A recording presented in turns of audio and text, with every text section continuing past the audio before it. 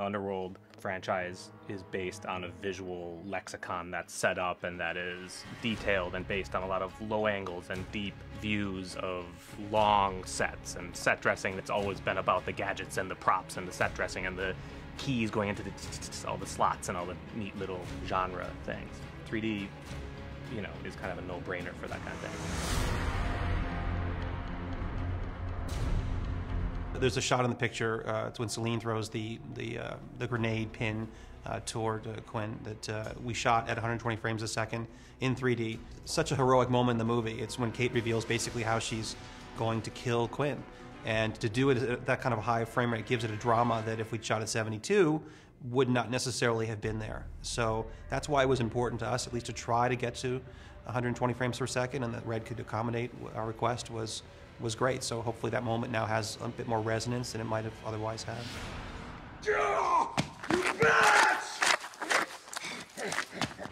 For the finale of Underworld, we asked Red to give us a build that would allow us to shoot at 120 frames a second in 3D. You know, until this point, it was only 72 frames, and they sent us what is in essence a pre-alpha build of the firmware that allows us to shoot at 120 frames a second, which is what these cameras can do. This is the first time these cameras are going to be used. This is you're witnessing a little bit of Red history here. Great. Okay, let's go one more time.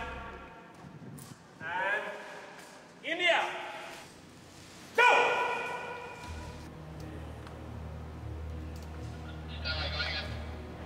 With the combination of the new Red Epix cameras, the cinematographer Scott Keevan, the production designer Claude Perret, Len Weissman's initial vision, and a very studious sort of attention to 3D, I think we've created a very beautiful 3D movie. And that's what Måns and Björn also aspire to, a beautiful 3D movie.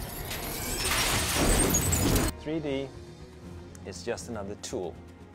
Like Steadicam, you learn how to use it to enhance the experience for the audience. We have some brand new cameras that haven't been used on any other 3D projects ever, which are so incredibly detailed.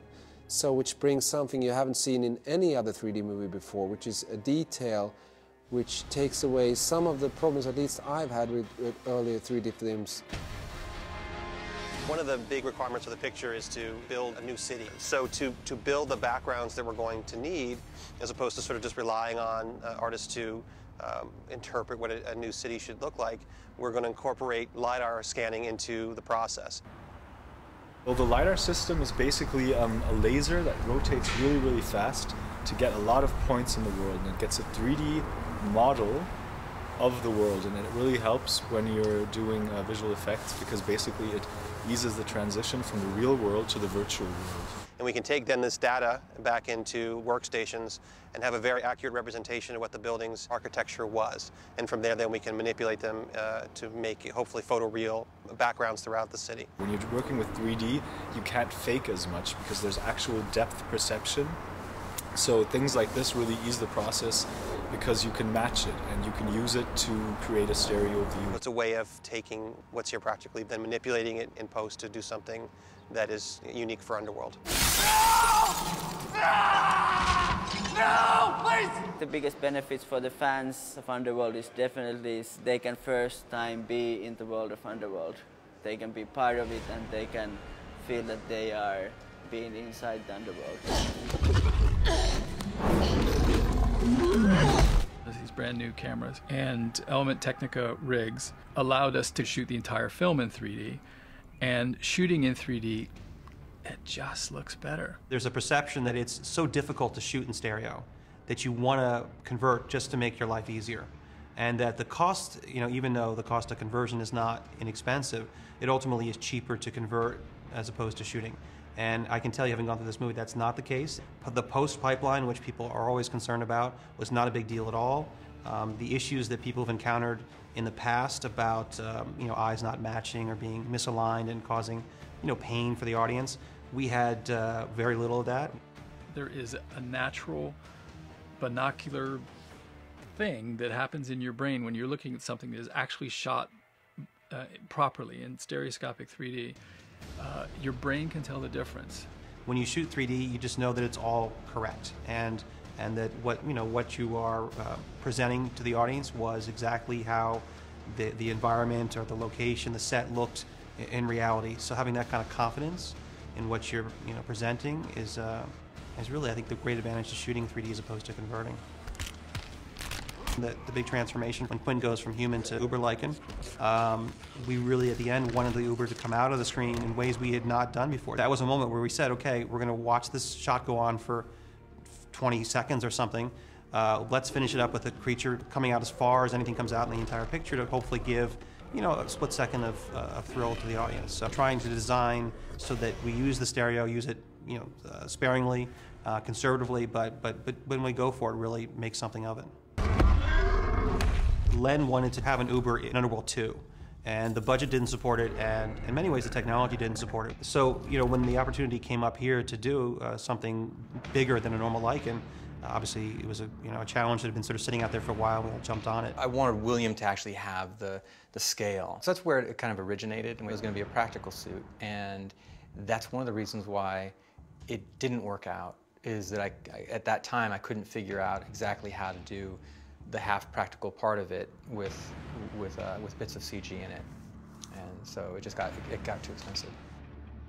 The scale of it was a tricky discussion, but until we got in the post and started putting the 12-foot creature in these environments and interacting with Kate, it was sort of nail-biting territory. And then when we actually finally saw them interacting, it seemed to work just fine. But for a while there, it was just we were sort of on a wing and a prayer, hoping that size would work okay, and it would be big enough to be scary and ominous and really to be the first opponent that Celine's come up against that really was worthy of her in some ways.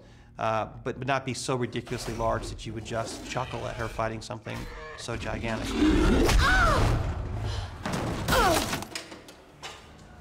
It shoots at 120 frames a second, which in 3D should be absolutely spectacular. The shot where Jacob's going to be thrown back by Eve, the idea is he's going to start transforming in midair, and the extra frame rate is going to make that, again, truly spectacular. When the viewer is watching 3D, there's also like the psychophysical fact involved, since it's received as the same way as we receive the world around us in our real life. Your visual system and your body is sending signals for your brain and for the other parts of the body that when you look in 3D image, you're actually doing the same kind of processes with your visual system than in a real life. The whole kind of sense what they are looking, it's felt like realistic, which involves them in the story and connects them, and that's how they are emotionally more connected to the story and to the characters. We should use that to tell the story and place our action also in the production design to really utilize the depth dimension in it. This is something that I've been encouraging to people, production design and cinematographer and director and everybody to kind of consider and switch their head in a 3D thinking. We didn't want to do a futuristic look. It's 13 years later, but later from what? So that's what we said. Let's not go into spaceships and all that stuff. Let's keep it pretty clean. We always talked about the new world and the old world. So the old world being the old Eastern European style, and this as the new world. I don't recognize this world. And that has been challenging because then we didn't have anything to rely upon because we're moving into a new world. This was what was very attractive to us, because then we could explore new ways, but we always wanted to have that Underworld stamp on it. And we found the concept of brutalism, which is derived from when architecture is very functional and very boxy and blocky, and it kind of fit in because we had the world that has been set up in the first film is, it was shot in Eastern Europe, so a lot of that Gothic structures there, but it's next door, so you have all these kind of brutalistic buildings as well. So it kind of felt like, well, if we just move the camera over there, that's what we would see.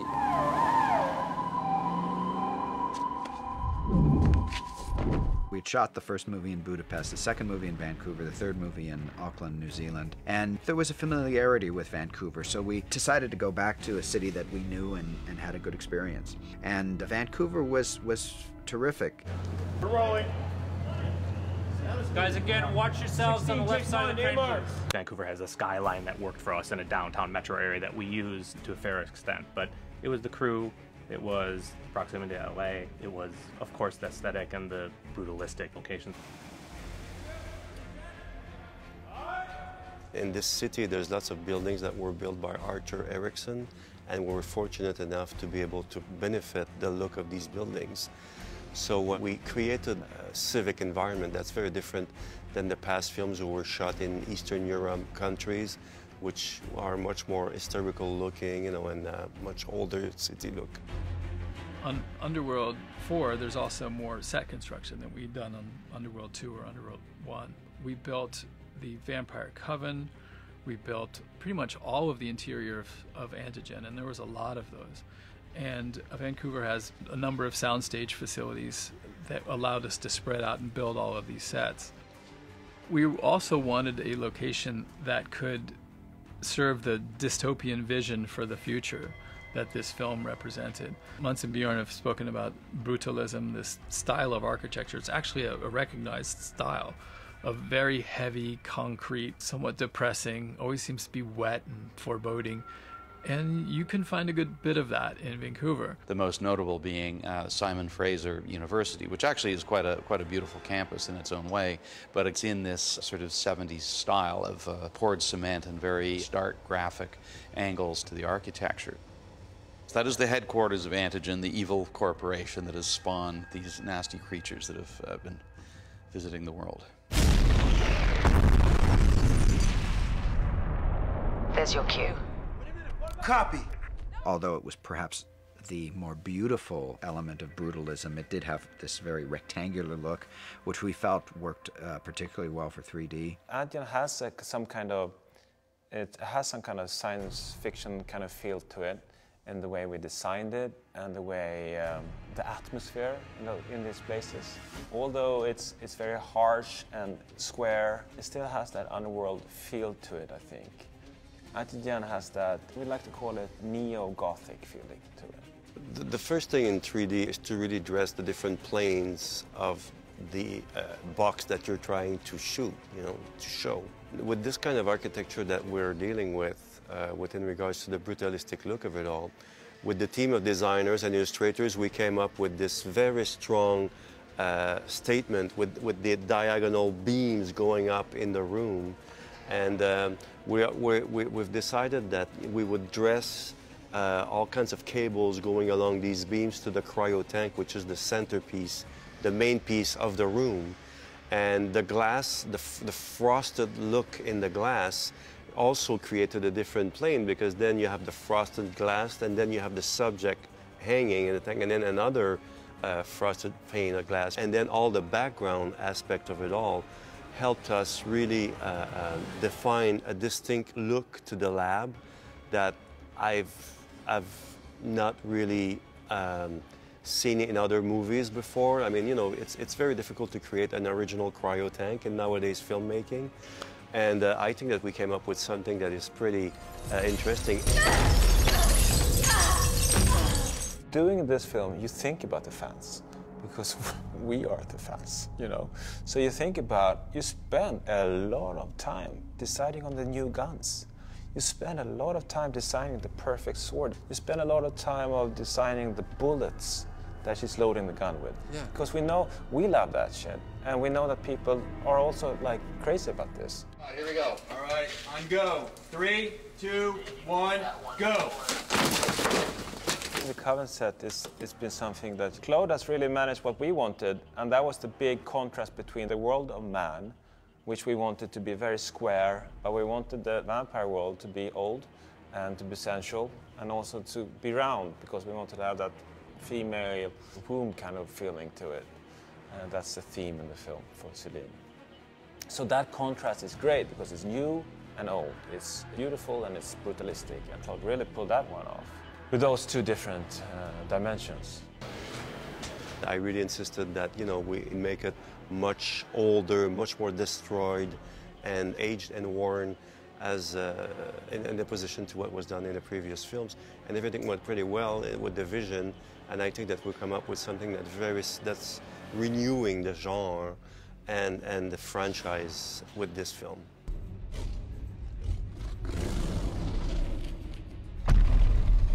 I'm glad to invite you to a tour of the Coven, which is part of the Underworld. This place is an antique reproduction of what would be underground for about 1,000 years. There's lots of references to the Roman ancient city, and we sculpted all this stonework out of styrofoam. And like this table here is marble, but in fact it is styrofoam. All of this is obviously lots of work. It employed about 100 people for a few months to sculpt and to make all the timber look like it's part of trees that have been literally split and used as beams. All the fabrics and all the materials were new when we got them. So obviously there's lots of sculpting involved and aging on the ripping of the curtains. On this boardwalk here, we've purposely installed all the planking so that it's really crooked and it's all in the wrong angles and everything. For the performances, it's a little bit more complicated than a normal, like, you know, concrete surface, but for us, visually, it's stunningly realistic. So this part of the set is called the catacombs. Really, it's the basement of the Coven. So in here are all the archives, weapons, ammunitions, and costumes and relics that we are going to see when Celine walks around here and finds something that she's been looking for a while. Those were very extreme sets to conceptualize, and it was fun to make it. It was challenging for me to enter this kind of environment and dive into the subject and come up with something original. And I hope that we've achieved that. Underworld all the films has what we like in movies. It has a mythology that is very strong. It deals with darkness, it deals with strong themes, love, death. It's also been a good mix between performances and the visual part as well, because that's something we like. It's a tough job to actually change it up and make it the same and familiar at the same time, because you're wanting to exist in a universe that still felt like Underworld. And so in terms of what makes it really different for me is the fact that there are humans involved, and it is something that it's really flipping it upside down at this point. It's something I always wanted to explore, and so that's really where it came from. The movie is very true to the franchise, but what differentiates it in a big way is it's shot in 3D. We maintain the same color palette and style. It's a contemporary movie, very much like Underworld in terms of its beauty and its elegance, which is symbolic of Underworld. Are we going back in? We are.